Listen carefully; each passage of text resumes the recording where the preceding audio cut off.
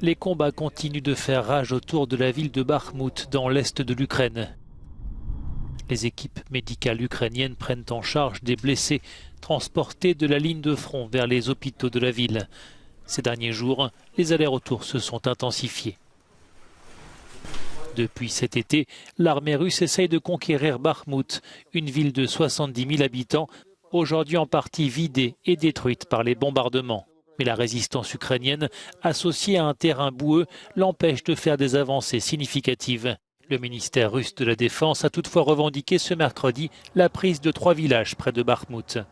Après les retraites humiliantes de Kharkiv puis de Kherson, Moscou veut renouer avec des succès militaires d'ampleur. En attendant, le Kremlin continue de pointer la responsabilité des Occidentaux dans ce conflit.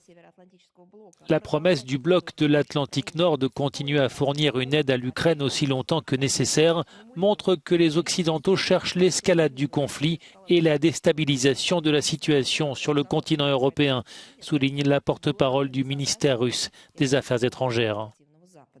Au bord du Dniepr, le drapeau ukrainien flotte au-dessus des villages récemment abandonnés par l'armée russe et les soldats se disent prêts à repousser toute contre-offensive.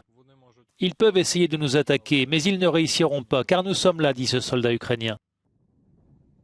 Les militaires ont creusé des tranchées pour se mettre à l'abri des Russes et d'un autre ennemi, le froid, qui est de plus en plus mordant.